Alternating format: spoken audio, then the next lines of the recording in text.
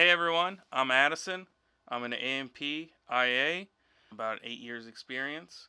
And for this video, I'm going to show you important critical things that you should look at on your Cessna 182T. So that's your later model. And the importance of inspecting the lower nose strut bracket.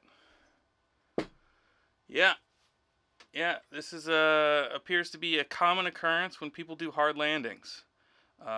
This is the softer version of the one that I've experienced. I've had another one where it cracked along here as well, both, and it was holding on by just the top mounting bracket.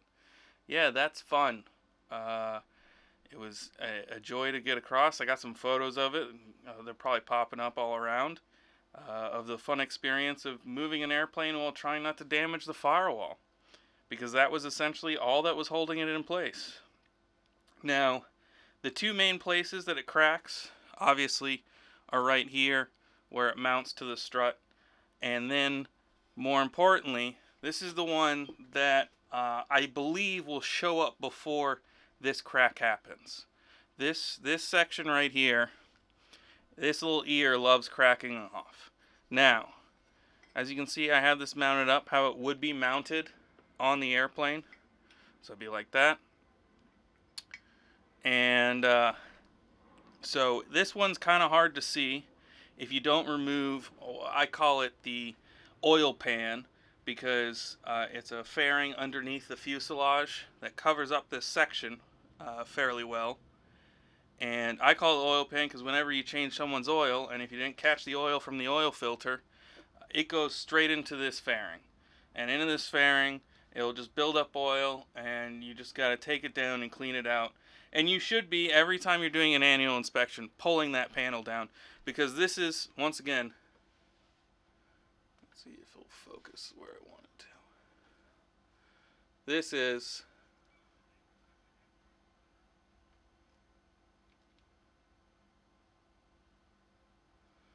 is your common issue right here. This is where it's going to start. And you see how much easier it is to see on this back end? It's a little bit harder to see this. This crack that happens right here, because of the way the struts are installed, generally, unless it's really bad and chunks have broken off, when this one came in, we didn't actually see this crack because we had it up on jacks once we finally took that fairing off, and we're closely looking at the gear because, you know, it's up in the air. It's a little bit easier to look at. And we couldn't see that crack at all. We found the crack that happened where it mounts to the lower end of the firewall, but it just, like, you could see a faint line, but if you weren't looking for it, you won't see it. And so that's stuff you really need to look out for, because when this thing breaks off, that ear, surprisingly enough, when we found this airplane, it was during an annual inspection, and, you know, it felt fine. It taxied fine. Now, retrospectively, after the other experience of where it broke off the two legs, we should have experienced trouble steering, which is very odd for these 182s, because these 182s, they steer really well. Their bungee system is a really rugged design, and, you know, they're easy to turn on the ground. So when you start having trouble with turning, besides looking at your brake pads, the number one thing I'd look at and have my mechanic look at is for a crack here or a crack there. The guys that broke off both ends, they are so lucky that they didn't have a prop strike. It was so close to happening. Fun thing about this part is that's a cool $3,500. Critical. Now, another reason that this might happen is not only there was a hard landing, but for whatever reason, this bolt isn't clamping.